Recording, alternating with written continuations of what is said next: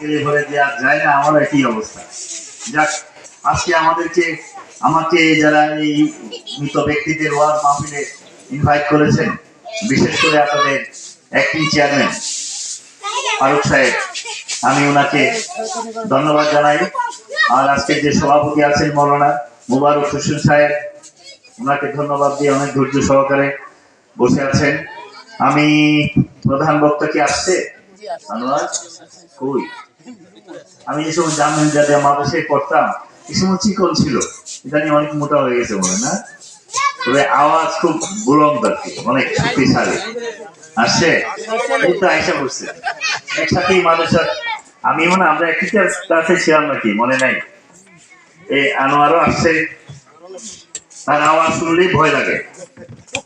শয়তান যদি ভয় পায় তাহলে ভালো লাগবে আর কি। পরে মৌলানা আব্দুল শাকুর সাহেব, মৌলানা সাহেবরা ওয়াজ করবেন। আমি দুঃখ প্রকাশ করছি, উনি যে ওয়াজ করতেছিলেন ওনাকে ইন্টারাক্ট করে। ও আচ্ছা, তো বাতি যায়, এটার সমস্যা নাই, বসো।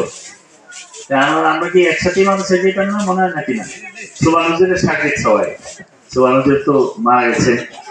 আর এখানে আমাদের অনেক অতিথি আছে, আমি নাম বললে অনেক সময় চলে যাবে। আসলে ওয়াজ শোনার জন্যই মানুষ এখানে আসে, আর দোয়া চাওয়ার জন্যে। আর মৌলানা আনোয়ার যেহেতু আছেন, সে তো দোয়া করবেন, ওয়াজ করবেন। আমাদের সভাপতি সিরাজুল মেম্বার সাহেব আছেন, আমাদের অর্গানাইজ সেক্রেটারি আছেন, সহসভাপতি বৃন্দ আছেন, সাংগঠনিক সম্পাদক বৃন্দ, ওয়ার্ডের নেতৃবৃন্দ সবাই চলে আসছে। আকরামরা আছেন, জুনায়েদ, সুমন সহ সবাই। আমি আসলে নাম বলে আর সময়টা ক্ষেপণ করতে চাই না।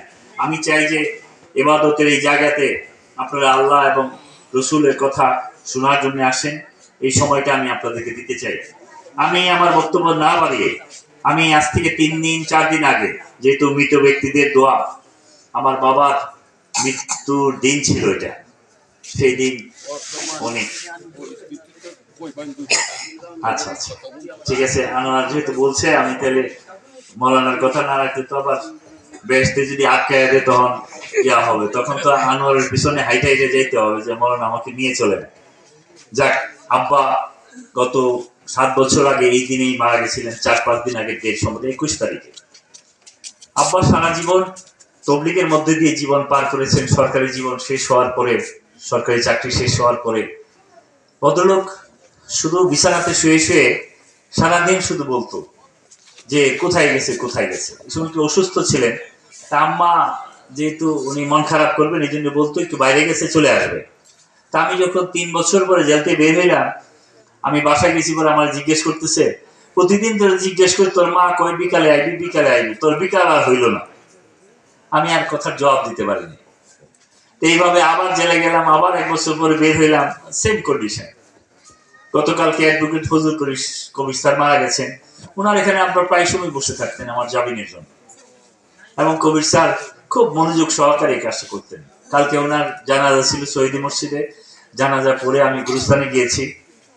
উনি আমার জীবনে অনেক এই মামলা সংক্রান্ত বিষয়ে হেল্প করেছেন। এইভাবে জীবন আসলে পার হচ্ছিল। তা আমরা আসলে এত কষ্ট করার কথা ছিল না, এত কষ্টটা হয়েছে যে আমাদের ঠিক প্রতিবেশী একটা দেশ ভারত, এই দেশটাকে গ্রাস করতে চেয়েছিল। ওরা চাইছিল বাংলাদেশ তাদের কথা মতো চলুক, এবং এটা চাইছিল বলেই আমরা এটা চাই নাই। আমরা বলেছি যে বাংলাদেশ চলবে তাদের কথা মতো। বাংলাদেশের 90% মুসলমানের বাংলাদেশ, এই দেশে মুসলমানের অস্তিত্বের কথাই বলা থাকবে বেশি, আর মুসলমানরাই তো সমস্ত ধর্মের পাহারা দেয়। এইবার যখন গন্ডগোল বাঁধলো 5ই আগস্টের পরে, এই দেশের জামিয়া মিলিয়া মাদ্রাসার ওই যে প্রিন্সিপাল মৌলানা রশিদ এবং মৌলানা শফিকুল ইসলাম হুজুর, মৌলানা ইমদাদুল হক এবং সমস্ত আলেমরা সারা রাত জেগে সমস্ত হিন্দু ভাইদের বাড়ি পাহারা দিয়েছে, যাতে কোনো অবস্থাতেই সাম্প্রদায়িকতার কোনো সমস্যার সৃষ্টি না হয়। এটাই তো মুসলমানের দায়িত্ব, এটাই তো মুসলমানের কর্তব্য। এই জন্য আমি মনে করি যে বাংলাদেশের মুসলমানরা যদি ভালো থাকে, সমস্ত ধর্মের মানুষ ভালো থাকবে। অথচ গত 17 বছরে আমাদের উপরে কত নির্যাতন করা হয়েছে, আর বিশেষ করে আলেমদের উপরে। এই যে ওয়াজ করতে আসবে, মুখের সামনে থেকে মাইকটা থাবা দিয়ে নিয়ে গেছে। কত ওয়াজের অনুমতি নেওয়ার জন্য কত দুয়ারে দুয়ারে ঘুরতে হয়েছে, কত ওসি সাহেবের চেম্বার, এসপির চেম্বার, ডিসির চেম্বার, টিউনোর চেম্বার। ওয়াজের আগে আগে নেতাকে ম্যানেজ করতে হয়েছে। ইসলামের কথা বলবে, মুসলমানের কথা বলবে, এটা তো হওয়ার কথা ছিল না। যাক, এই সমস্ত অন্যায় করেছে বলেই এই দেশ থেকে একটা স্বৈর শাসকের পতন হয়েছে। উনি চলে গেছেন ইন্ডিয়াতে, যেই দেশ আমাদের সবসময় আমাদের বিরোধিতা করে। আর ইন্ডিয়াতে এখন যে প্রধানমন্ত্রী, আমি আগেও বলেছি, প্রায় সময় বলি, সে একমাত্র প্রধানমন্ত্রী যার সময়ে শত বছরের, হাজার বছরের ঐতিহ্যবাহী বাবরি মসজিদকে ভেঙে চুরমার করে দিয়ে সেখানে মন্দির স্থাপন করেছে। সেই তো মোদী, তার নেতৃত্বে এই কাজটা হয়েছে। এখন সারা পৃথিবীতে মানুষ সমুদ্রে খনন করতে যায়, কেউ চিন্তা করে তেল পাবে, সৌদি আরবে এরা খনন করে ওখানে স্বর্ণ পাবে। আমরাও বাংলাদেশের মানুষ বঙ্গোপসাগরে চেষ্টা করতেছি আমরা গ্যাস উত্তোলনের জন্য। আর ভারতের যে প্রধানমন্ত্রী যিনি আছেন, উনি এখন উনার একটা মাত্র কাজ, ভারতের যত মসজিদ আছে সব মসজিদের নিচে উনি মন্দির খনন করেন। এবং আপনি দেখেন এই পর্যন্ত প্রায় 18টা মসজিদ ভেঙে বলছে এটা নিচে মন্দির আছে। মানে মসজিদ যদি বলে, কোর্টে একটা মামলা করে যে মসজিদের নিয়ে মন্দির আছে, কোর্টে যে জজ সাহেব বসে থাকেন উনি একটা রায় দেন যে ঠিক আছে, এটা ভেঙে দেখেন আছে কিনা। তাদের উদ্দেশ্য হয়েছে এই মসজিদ যদি এমনি তো ভাঙতে পারবে না, মন্দিরের কথা বলে মসজিদ ভাঙলে এই মসজিদ আর করতে দেয় না। বাবরি মসজিদকেও তাই করেছে, আরো বড় বড় মসজিদ মাদ্রাসা এই কাজগুলা করছে। অথচ আমরা তো বাংলাদেশে বসবাস করি, আমরা এই পর্যন্ত 5ই আগস্টে হাসিনা যে সমস্ত হিন্দু ভাইদেরকে রেখে চলে গেলেন, তার যে আওয়ামী লীগের ভাইদের রেখে চলে গেলেন, আমরা তো এত তাদেরকে পাহারা দেই, একটা মন্দিরে টাচ করতে দেই না, একটা হিন্দুর উপরে আক্রমণ করতে দেই না। এটাই তো মুসলমানের কর্তব্য, দায়িত্ব, ঠিক আছে না ভাই? আমরা এই কাজটা করছি।